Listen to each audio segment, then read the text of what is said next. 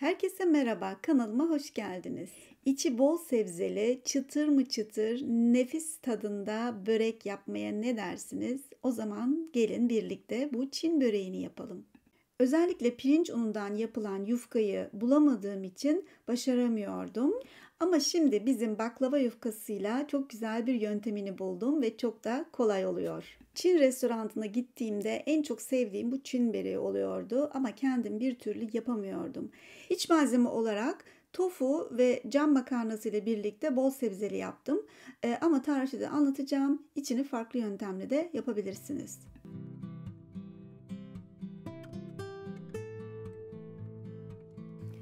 Malzemelerimize geçiyoruz. İlk olarak baklava yufkası gerekiyor. Bu poşetin üzerinde Strudel yazıyor. Çünkü şu an Almanya'dayım. O yüzden bizim baklava yufkasının Almancası Strudel.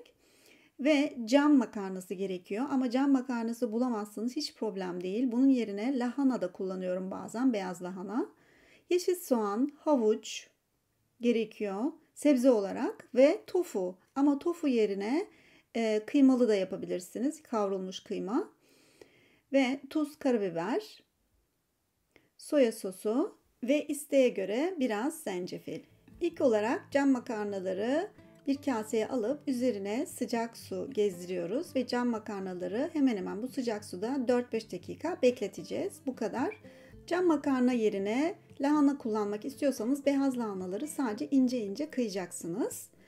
Ve havuçları da rendeliyoruz. Benim havucum büyük olduğu için 1 adet kullandım. Ama orta havuçlarda 2 adet, 3 adet kullanmanızda fayda var. Bütün zaten malzeme miktarlarını da videomun altındaki açıklamada bulabilirsiniz.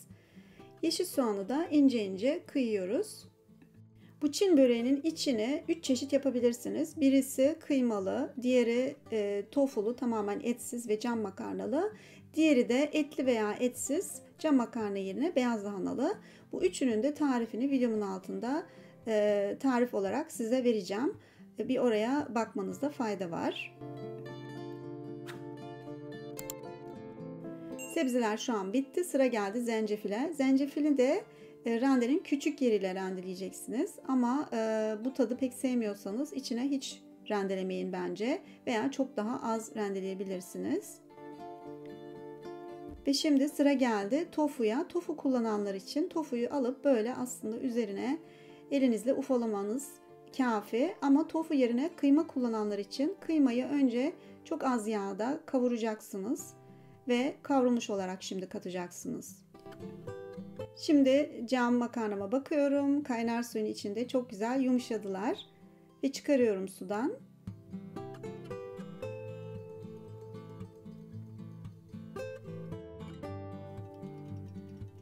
Ve böyle tahtaya alıp birkaç parçaya bölüyorum.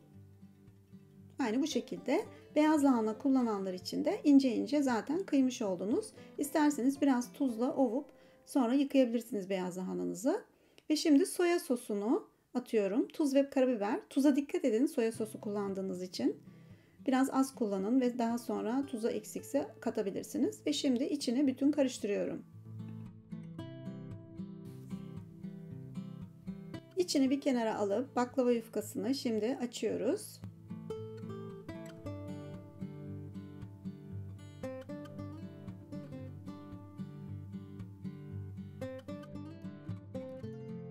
Baklava yufkasından önemli olan 2 kat alacaksınız.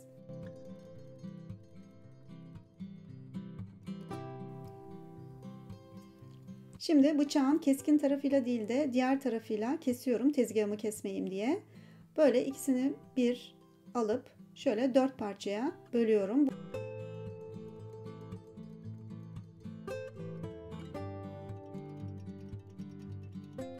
Büyük bir parça alıp böyle köşesine içine yerleştiriyorum Çin böreğimin ve böyle aynı bu şekilde katlıyorum.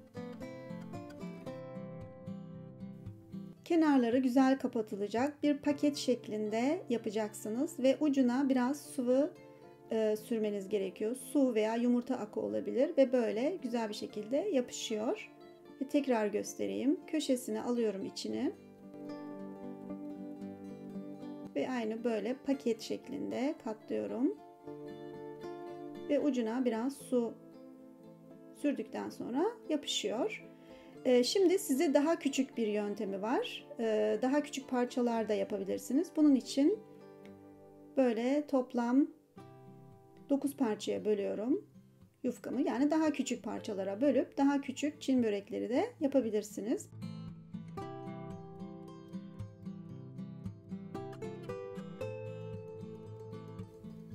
Yine aynı şekilde böyle köşesine alıp küçük paketler haline getirip yine yapıştırıyorum ve bu küçüklükte de olabilir.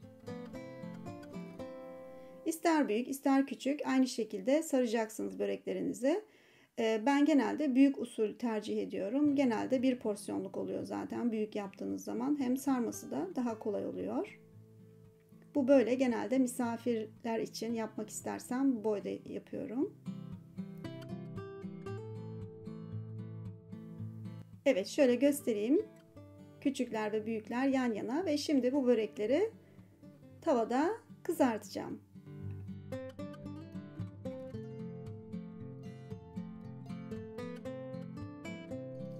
Bir tavaya sıvı yağını alıyorum ve ocağımın altını açıyorum. Toplam 9 dereceye kadar yükseliyor ocağım. Ben bu Çin böreğini 7 derecede yapıyorum.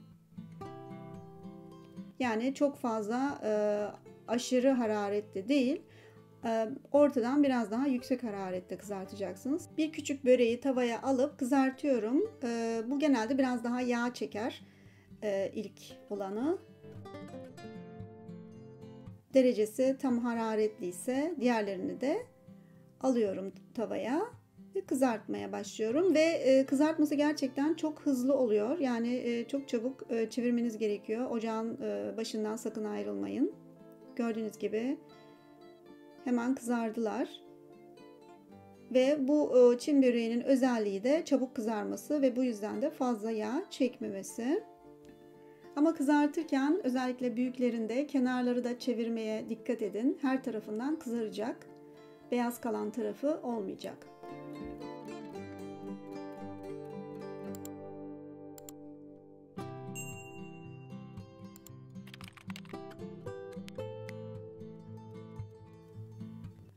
Evet, böyle nar gibi kızarınca alabilirsiniz. Ve gerçekten çok hızlı oluyor. Çok hızlı kızaran bir börek. Bizim sigara böreğimizi de andırıyor ama çok farklı bir tatta oluyor. İçinin çünkü bol sebzeli olmasından dolayı. Ve şimdi sıra geldi küçüklere. Yine her tarafından nar gibi kızartıyorum.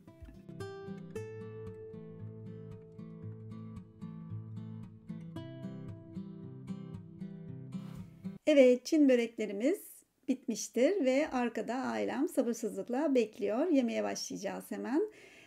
Sıcak çok güzel oluyor tabii. Aynı sigara böreği gibi sıcak ve çıtır olması gerekiyor.